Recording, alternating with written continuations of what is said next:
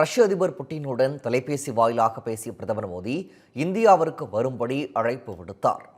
ரஷ்யாவிடம் இருந்து கச்சா எண்ணெய் வாங்கும் விவகாரத்தில் இந்தியாவை கடுமையாக விமர்சித்து வரும் அமெரிக்க அதிபர் டிரம்ப் இந்தியாவிற்கான இறக்குமதி வரியை 50 விழுக்காடாக உயர்த்தியுள்ளார்.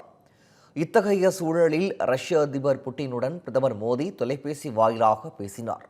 அப்போது இந்தியா ரஷ்யா இடையிலான உறவை மேலும் வலுப்படுத்துவது தொடர்பாகவும் இருதரப்பு திட்டங்களின் முன்னேற்றம் பற்றியும் இருவரும் பேசியதாக கூறப்படுகிறது.